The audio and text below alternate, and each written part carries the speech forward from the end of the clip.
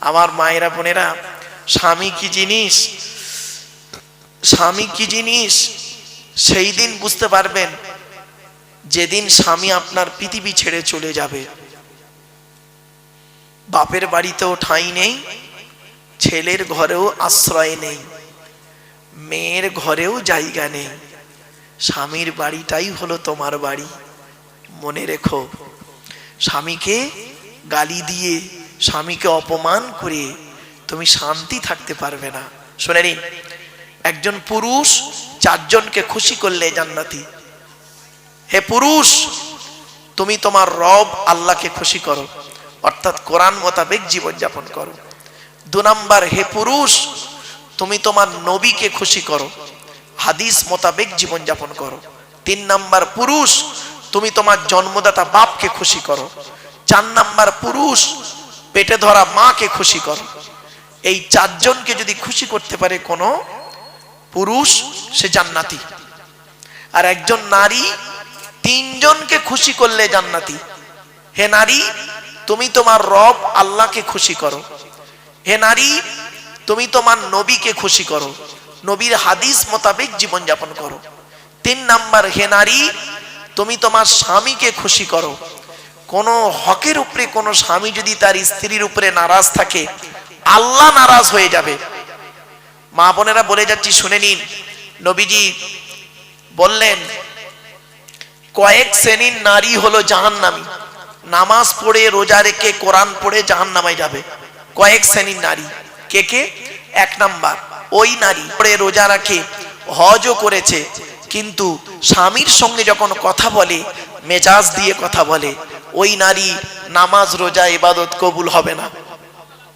2 number হলো, ওই নারীর প্রতি আল্লাহর গজব পড়বে যে নারী স্বামীর দুর্নাম বদনাম অন্যের কাছে করে বেড়ায়।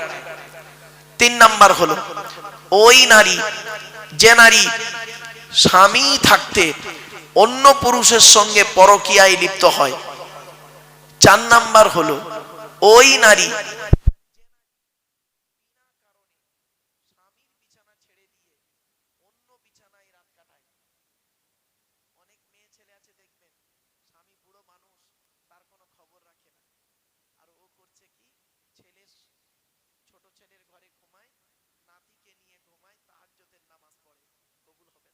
স্বামী নারাজ থাকলে।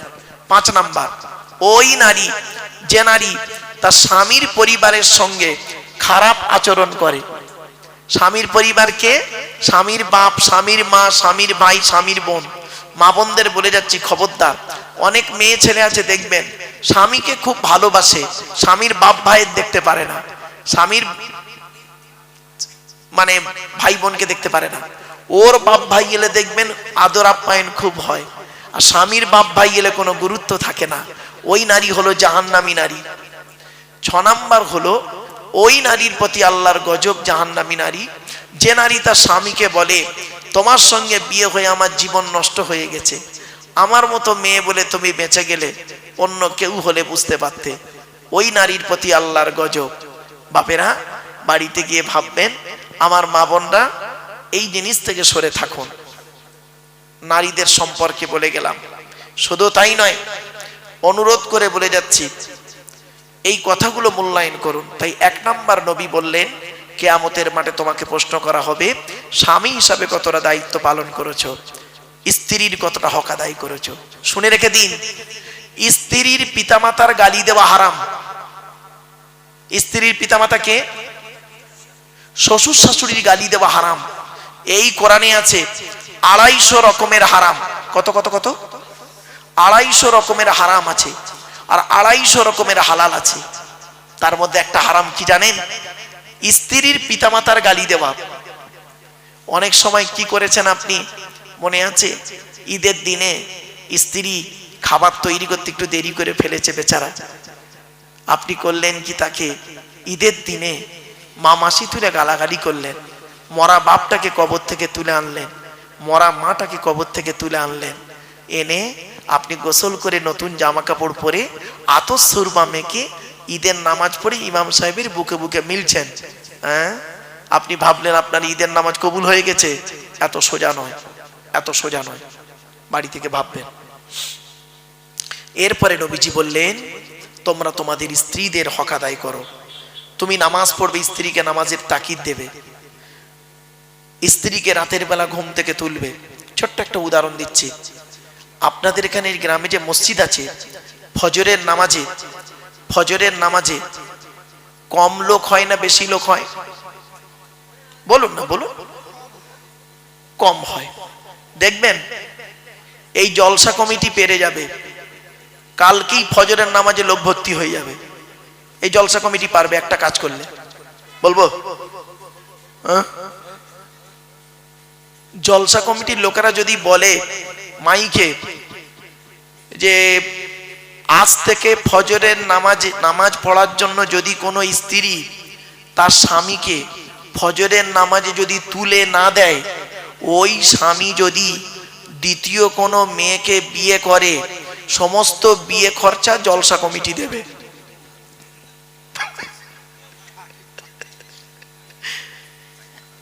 বুঝলেন? মানে ওই স্বামী যদি দ্বিতীয় বিয়ে করে সুন্দরী মেয়েকে, সমস্ত বিয়ে খরচা জলসা কমিটি দেবে। দেখবেন ফজরে কিভাবে যে তুলবে আপনাকে ভাবতে পারবেন না। এই জন্য মনে রাখবেন, স্বামী স্ত্রী উভয়কে ভালো হতে হবে। নামাজ কারোর জন্য মাপ নাই, বিশেষ ব্যক্তি বিশেষ কারণ ছাড়া। মনে রাখবেন, রোজা কারোর জন্য মাপ নাই, বিশেষ ব্যক্তি বিশেষ কারণ ছাড়া। তো এক নাম্বার হলো, স্বামী হিসাবে আপনাকে দায়িত্ব নেওয়া হবে, মানে হিসাব নেওয়া হবে স্বামী হিসাবে কতটা দায়িত্ব পালন করেছেন। তো এখানে যারা স্বামী আছেন, বসে বসে ভাবুন স্ত্রীর হকটা কতটা আদায় করেছেন। 11:30। আচ্ছা ঠিক আছে, চলো। এরপরে আসছি 2 নাম্বার, পিতা হিসাবে কতটা দায়িত্ব পালন করেছেন। পিতা এখানে অনেক বাপ বসে আছেন না? প্রত্যেক পিতামাতার দায়িত্ব হলো, নবী বলেছেন তার ছেলে এবং মেয়ের উপরে 3টে। কটা? 3টে। কি কি?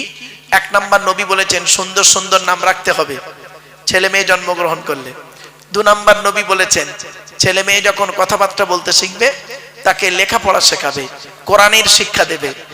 আর এখানেই মাদ্রাসা মুক্তব হয়েছে, কোরআনের শিক্ষা দেওয়া হয়।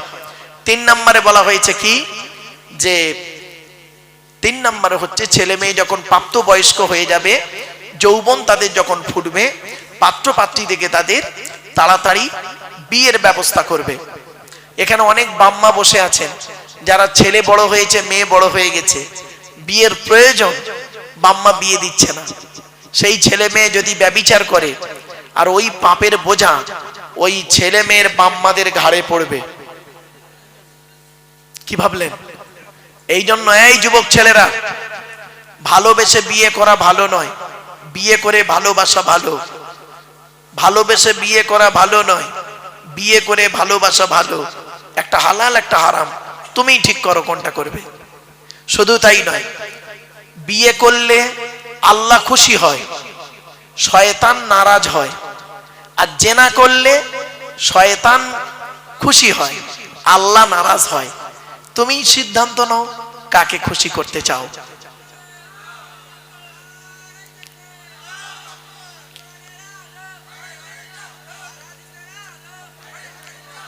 আমার বাপেরা,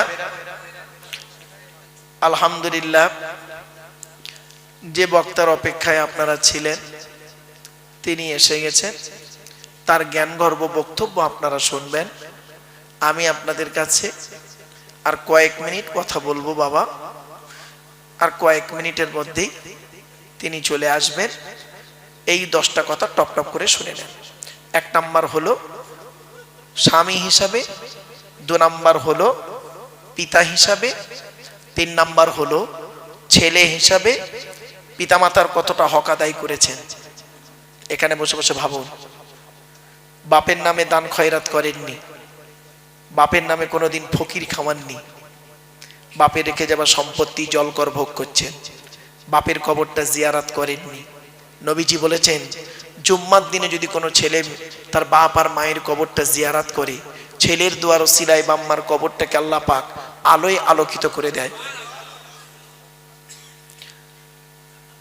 4 নাম্বার হলো ভাই হিসাবে কতটা দায়িত্ব পালন করেছেন, বোনের ফারাইজি অংশ দিয়েছেন। ও মুসলমান, বাপ মারা গেছে, 20 বিঘা জলকর রেখে গেছে, তুমি একটা ছেলে, দুটো বোন ছিল, মাও মরে গেছে, পাবে কত? তুমি পাবে 10 বিঘে, আর তোমার দুটো বোন পাবে 5 10 বিঘে। আগে বোনের ফারাইজি অংশ দাও, তবে তোমার রেহাই আছে, নইলে তুমি জাহান্নামী। হয়েছে?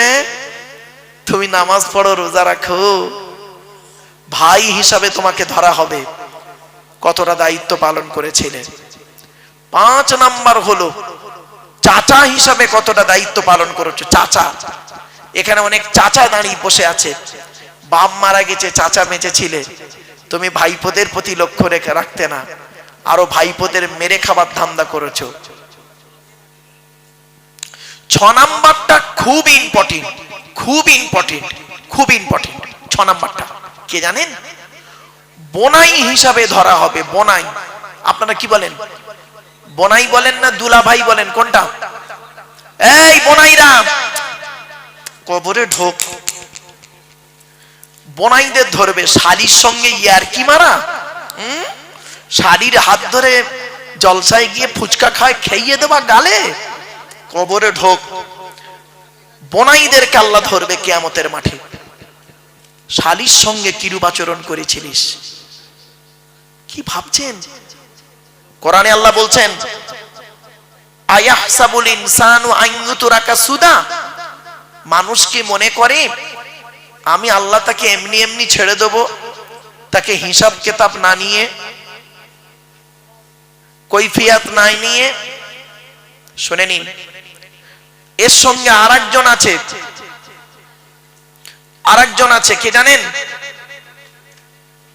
দেওর। কি বললাম? দেওর হিসাবে আপনাকে জবাব দিতে হবে। এই ভাবিরা শুনে নিন, আল্লাহ নবীর কাছে একদিন নারী জাতিরা এসেছে, নারীরা এসে বলছেন, ইয়া রাসূলুল্লাহ, আমরা পৃথিবীতে কাকে বেশি ভয় করব বলুন?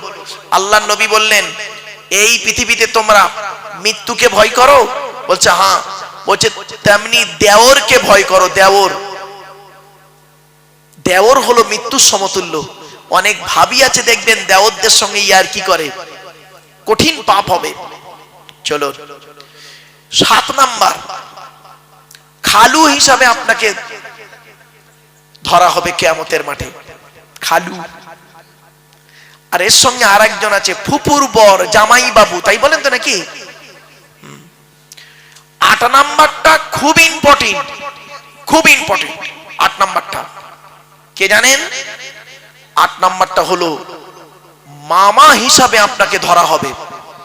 এখানে যত মামা বসে আছে, মামা, আল্লাহ বলবেন তোর বোনাইটা অ্যাক্সিডেন্টে মারা গেল, দুটো ভাগনা ছিল ছোট ছোট, ঈদের সময় তুই তো ছেলে মেয়ের জামা কাপড় কিনলি, আর ভাগনা ভাগ্নির তো দেখলি না, তোর মতো মামা আজকের জাহান্নামী হয়েছে, ভাববেন বাড়িতে গিয়ে। 9 নাম্বার হলো দাদু যারা আছে, দাদু, এখানে আছেন অনেক দাদু, কি বলেন? বাপের বাপকে কি বলেন? এই দাদুদেরকে আল্লাহ ধরবে। এদিকে তোর 4টে ছেলে দিয়েছিলাম, বড় ছেলেটা চাকরি করতো বলে বড় ছেলের ছেলেকে লজেন কিনে দিতি, বিস্কুট কিনে দিতি, বড় ছেলের হাত ধরে বাজারে যেতি, খাবার কিনে দিতি। আর ছোট ছেলেটা গরিব, টোটো চালাতো বলে তার ছেলে মেয়েকে তুই দেখতিক না, তোর নামাজ রোজা কবুল হবে না, তোর মতো দাদু আজকের জাহান্নামী। 10 নাম্বার হলো নানা হিসাবে ধরা হবে। নানা, নানা বোঝেন তো? এখানে অনেক নানা বসে আছেন, এই নানাদেরকে কিয়ামতের মাঠে আল্লাহ ধরবে। তো 4টে মেয়ে দিয়েছিলাম, বড় জামাইটা চাকরি করতো বলে, বড় জামাইয়ের 20 বিঘা জলকার ছিল বলে, বড় জামাই যখন আসতো মেয়ে নিয়ে, বাচ্চা নিয়ে, ভালো ভালো খাওয়াতি। আর মেজো জামাইটা গরিব ছিল বলে মেজো জামাই ছেলে মেয়ে যখন আসতো তাদের প্রতি গুরুত্ব দিতি কিনা। তোর মতো নানা আজকের জাহান্নামী। বাড়িতে গিয়ে ভাববেন, এই 10 জনের বাইরে কেউ আছেন? কি ভাবলেন? 1 নাম্বার স্বামী হিসাবে, পিতা হিসাবে, ভাই হিসাবে, ছেলে হিসাবে, চাচা হিসাবে, বোনাই হিসাবে, দেওর হিসাবে, খালু হিসাবে, জামাইবাবু হিসাবে, মামা হিসাবে, দাদু হিসাবে, নানা হিসাবে। এই 10 দিকের প্রশ্ন আপনাকে করা হবে। অনুরোধ করে বলে যাচ্ছি, বাড়িতে গিয়ে ভাববেন। এই 10টা প্রশ্নের উত্তর আপনারা খুঁজে যদি বের করতে পারেন, সকালবেলা উঠে বলবেন ইনশাআল্লাহ আমি জান্নাতি। আর যদি উত্তর না পান, মরণ পর্যন্ত উত্তরগুলো খুঁজে বের করবেন। এত সহজ ভাবলেন ইসলামকে, এত সহজ ভেবে নিলেন। এজন্য আমি আপনাদেরকে আমি অনুরোধ করে বলে যাচ্ছি, কথাগুলো মাথায় রাখুন। একবার দরুদ শরীফ, আল্লাহুম্মা সাল্লি আলা সাইয়্যিদিনা মাওলানা মুহাম্মদ ওয়া আলা আলি সাইয়্যিদিনা মাওলানা মুহাম্মদ।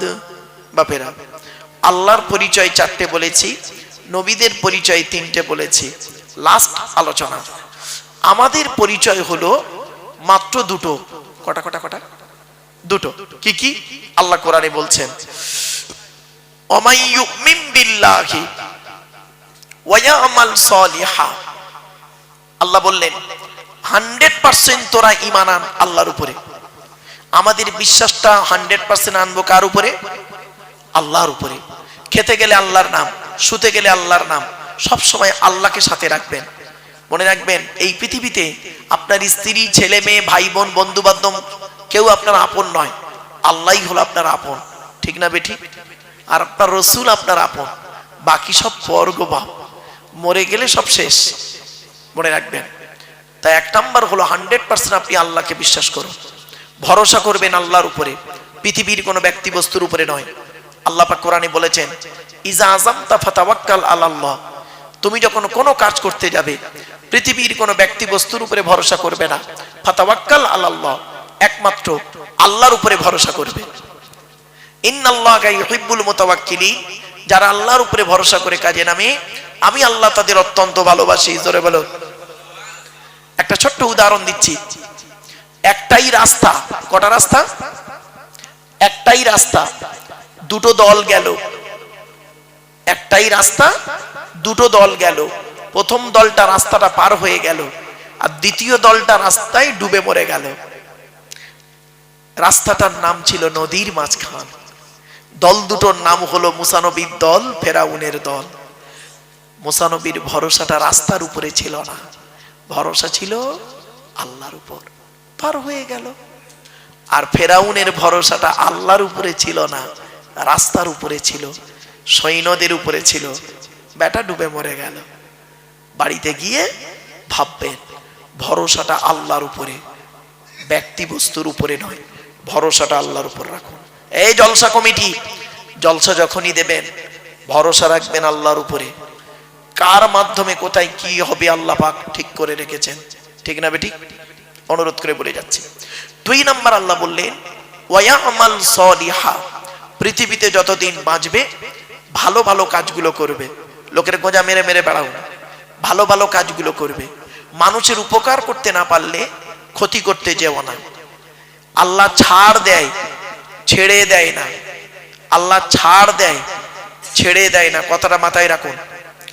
আল্লাহ বলছেন, মানা আমিনা সালিহাম মিন যাকারিন আও উনসা ওয়া হুয়া মুমিনুন ফালানুহইয়ান্নাহু হায়াতান তাইয়্যিবা। 14 নম্বর পারা 17 নম্বর পৃষ্ঠার একেবারে 8 নম্বর লাইন, সূরার নাম সূরা নাহাল।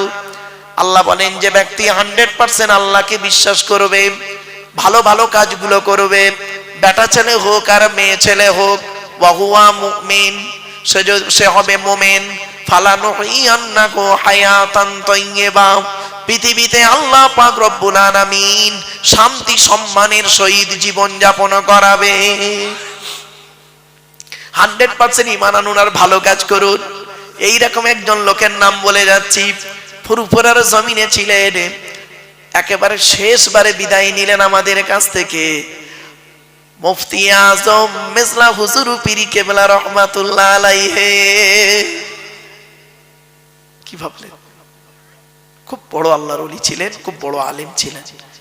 ইলমিয়াত, জাহিরি ইলম, বাতিনি ইলম, ইলমে লাদুন্নি, ইলমে মারিফাত আল্লাহ পাক তার মধ্যে দিয়েছিলেন। কি ভাবছেন? এবার আসছে আল্লাহ বললেন ইন্নাল, এটা দুনিয়াতে হলো, আখিরাতে কি দেবে? ইন্নাল্লাযীনা আমানু ওয়া আমিলুস সলিহাতি কানাত লাহুম জান্নাতুল ফিরদাউসি নুজুলা। 16 নম্বর পারার 3 নম্বর পৃষ্ঠার 12 নম্বর লাইন, সূরার নাম সূরা কাহাফ। নিশ্চয়ই যারা 100% আল্লাহর উপরে ঈমান আনবে, ভালো ভালো কাজগুলো করবে, তাদের ঠিকানা হবে জান্নাতুল ফেরদাউস। দুটো কাজ করুন, আল্লাহর উপরে 100% বিশ্বাস রাখুন, আর পৃথিবীতে ভালো ভালো কাজগুলো করে যান। আপনারা নিশ্চয়ই জানেন কোনটা ভালো কোনটা কালো। খারাপগুলোকে বর্জন করুন, ভালোগুলোকে গ্রহণ করুন। That's enough. নামাজ আপনাকে পড়তে হবে, সকলেই জানি, কিন্তু নামাজ পড়ি না, এর জবাব কিন্তু আপনাকে দিতে হবে। যাকাত দিতে হবে এটা জানি, কিন্তু যাকাত দেই না। রোজা রাখতে হবে জানি,